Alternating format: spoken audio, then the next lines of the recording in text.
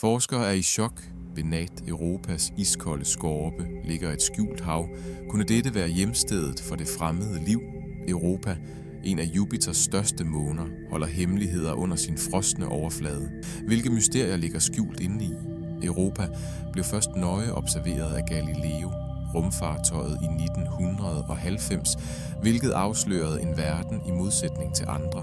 Dens overflade, en enorm isudvidelse, er krydset med revner og kamme, der antyder dynamisk geologisk aktivitet under. Under Europas iskolde skorpe mener forskere, at der ligger et stort hav af flydende vand. Dette hav under jorden holdes varmt af månens indre varme, genereret af tidevandskræfter fra Jupiters enorme tyngdekraft. Muligheden for et hav under isen gør Europa til en af de vigtigste kandidater i søgen efter udenjordisk liv. I de senere år har Hubble-rumteleskopet opdaget, at vandplommer bryder ud fra Europas overflade. Disse plommer, der antages at være vanddamp, der udluftes fra underjordisk hav, giver fristende bevis for, at havet er i direkte kontakt med månens iskolde skal. Tilstedeværelsen af et hav under jorden rejser et spændende spørgsmål. Kunne Europa have liv? På jorden finder vi, at livet trives i ekstreme miljøer, fra de dybeste havgrave til hydrotermiske ventilationsåbninger. Disse ekstreme forhold på jorden giver en overbevisende analog for den potentielle beboelighed i Europas hav. Europas ocean kunne med sit potentiale for kemiske interaktioner mellem vand og sten skabe det perfekte miljø for livet. De vigtigste ingredienser for livet, som vi kender det, væskevand, energikilder og essentielle kemiske elementer, kan alle være til stede under Europas is. For at låse op for Europas hemmeligheder, forbereder NASA Europa Clipper mission, der skal lanceres i 20'erne. Europa Clipper bærer en række sofistikerede instrumenter til at studere Europas isskal, havet under jorden og overfladesammensætning. Denne mission sigter mod at bestemme livets beboelighed og søge efter tegn på liv. Europa Clipper vil være udstyret med banebrydende teknologi, herunder isindtrængende radar for at kortlægge tykkelsen af isskallen og bestemme dybden af havet. Spektrometre vil analysere sammensætningen af overfladen og plumes og søge efter organiske molekyler og andre potentielle biosignaturer. Ved at studere den kemiske sammensætning af Europas overflade og plumes, kan vi få indsigt i havets sammensætning og dets potentiale til at støtte livet. Europa Clipper vil give hidtil uset data, hvilket bringer os tættere på at besvare det grundlæggende spørgsmål. Er vi alene i universet? Forskere har udviklet teoretiske modeller til at simulere forholdene inden for Europas hav. Disse modeller antyder tilstedeværelsen af hydrotermiske åbninger på havbunden, svarende til dem, der findes på jorden. Disse ventilationsåbninger kunne give de nødvendige energi- og næringsstoffer til at opretholde mikrobiel levetid, selv i fravær af sollys. Hydrotermiske ventilationsåbninger på jorden vrimler af livet, understøttet af kemosyntese, en proces, hvor mikrober henter energi fra kemiske reaktioner i stedet for sollys. Hvis der findes lignende åbninger på Europa, kan de potentielt have livsformer tilpasset disse ekstreme forhold. Mens Europa Clipper missionen vil give værdifulde data, forbliver direkte udforskning af Europas ocean en betydelig udfordring. Det hårde strålingsmiljø omkring Jupiter og den tykke isskal gør det vanskeligt at få adgang til det underjordiske hav. Fremtidige missioner, såsom en potentiel lander eller nedsænket, ville være nødt til at overvinde disse hindringer for direkte at prøve havet. Udvikling af teknologier, der er i stand til at bore gennem Europas is og navigere i det underjordiske hav, er en formidabel opgave. De potentielle belønninger er imidlertid enorme. Direkte prøveudtagning af Europas hav kunne give et endeligt bevis for liv og revolutionere vores forståelse af biologi og de nødvendige betingelser for livet. Udforskningen af Europa er en global bestræbelse.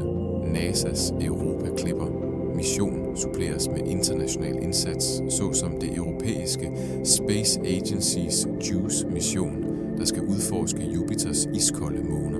Samarbejdsopgaver som disse forbedrer vores kollektive viden og bringer menneskeheden tættere på at afsløre kosmos mysterier. Hej med dig, rumentusiaster. Hvis du elsker disse fascinerende galaksefakta, så sørg for at tjekke mine andre videoer for flere kosmiske vidundere. Glem ikke at trykke på abonner-knappen og ringe på klokken, så du aldrig går glip af en opdatering. Rumudforskning overskrider grænser og samler forskere og ingeniører fra hele verden. Søgningen efter livet på Europa forener os i en fælles søgen efter viden og opdagelse. Den indsigt, der er opnået fra disse missioner, vil ikke kun udvide vores forståelse af Europa, men også informere vores søgning efter liv på andre verdener. Den potentielle opdagelse af livet på Europa ville have dybe konsekvenser for menneskeheden. Det ville udfordre vores forståelse af livets oprindelse og mangfoldighed og inspirere kommende generationer af forskere, opdagelsesrejsende og tænkere. Jagten på at afsløre hemmelighederne i Europa brændstof til vores kollektive fantasi og får os til at udforske det ukendte. Europa, den gådefulde måne fra Jupiter, fortsætter med at fange og inspirere. Når vi forbereder os på at gå i gang med nye missioner for at udforske dens iskolde dybder, står vi på randen af opdagelsen. Hvad ligger under Europas is? Kunne denne iskolde måne være hjemstedet for det fremmede liv? Rejsen for at finde ud af er lige begyndt. Hold øje med, når vi afslører hemmelighederne i kosmos en måned ad gangen. Udforskningen af Europas isdækkede overflade har også afsløret fascinerende geologiske træk. Det komplicerede netværk af revner og kamme på Europas isskorpe antages at være resultatet af tidevandsbøjning forårsaget af Jupiters tyngdekraft. Denne bøjning genererer friktionsvarme, som igen holder undergrunden havet i en flydende tilstand. Disse geologiske aktiviteter kan også bidrage til dannelsen af de vandplommer, der er observeret af Hubble-rumteleskopet. Desuden er overfladen af Europa pebret med store cirkulære træk, kendt som kaosterræn. Disse regioner er kendetegnet ved forstyrrede og kaotiske isblokke, hvilket antyder, at varm is eller endda flydende vand fra havet kan være steget til overfladen og frosset. Kaos-terræn giver yderligere bevis for de dynamiske processer på arbejdet under Europas isskal. Den kommende Europa Clipper Mission sigter mod at gennemføre flere flybys af Europa, der hver især er designet til at indsamle specifikke data om månens overflade og undergrunden. Rumfartøjet bærer en pakke instrumenter, inklusive kameraer, spektrometre, magnetometre og radarsystemer. Disse instrumenter vil arbejde sammen for at skabe detaljerede kort over Europas overfladesammensætning, undersøge strukturen af sin isskal og søge efter tegn på aktiv geologi. Et af missionens primære mål er at analysere sammensætningen af vandplommerne. Ved at flyve gennem disse plumes vil Europa Clipper være i stand til at samle prøver af vanddampen og partiklerne, hvilket giver forskere mulighed for at studere den kemiske sammensætning af Europas underjordiske hav. Tilstedeværelsen af organiske molekyler i plommerne ville være en stærk indikator for potentiel beboelighed og kunne give ledetråde om kemi og biologi i alle livsformer, der måtte eksistere i havet.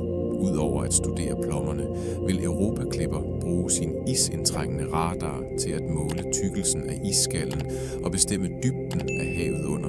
Disse data vil hjælpe forskere med at forstå strukturen og dynamikken i Europas is- og vandlag, der kaster lys over månens geologiske historie og potentiale for at støtte livet. Et andet spændende aspekt af Europa er dets potentiale til at være vært for bioluminescerende organismer.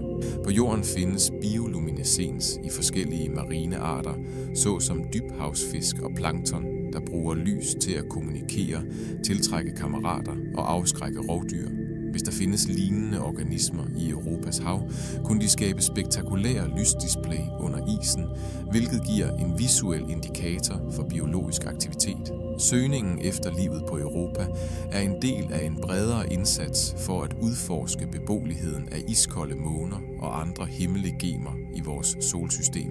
Opdagelsen af flydende vand på Enceladus, en måne af Saturn, og påvisning af organiske molekyler på Titan, en anden måne af Saturn, har udvidet vores forståelse af de forskellige miljøer, der kunne støtte livet.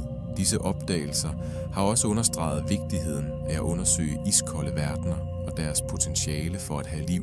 Når menneskeheden ser på fremtiden, vil udforskningen af Europa og andre iskolde måner spille en afgørende rolle i vores søgen efter at forstå oprindelsen og mangfoldigheden af livet i universet. Lektionerne fra disse missioner vil ikke kun uddybe vores viden om vores eget solsystem, men også informere vores søgning efter beboelige planeter omkring fjerne stjerner. I sidste ende er udforskningen af Europa et vidnesbyrd om menneskehedens medfødte nysgerrighed og ønske om at skubbe grænserne for vores viden. Det repræsenterer en samarbejdsindsats for at låse kosmos mysterier op og besvare et af de mest dybe spørgsmål af alle: er vi alene i universet? Europa, den iskolde måne fra Jupiter, fortsætter med at fange vores fantasi og drive vores søgen efter opdagelse, når vi forbereder os på at gå i gang med nye missioner for at udforske dens skjulte dybder, står vi på randen af at besvare et af de største mysterier af alle. Hvad ligger under Europas is? Kunne denne frosne verden være hjemsted for fremmed liv? Rejsen for at finde ud af er lige begyndt, og de opdagelser, vi foretager, kan for evigt ændre vores forståelse af universet og vores plads inden for det. Hold øje med, når vi dyber dybere ind i Europa, hemmelighederne og afslører vidundere ved denne gådefulde måne og potentialet for livet ud over jorden.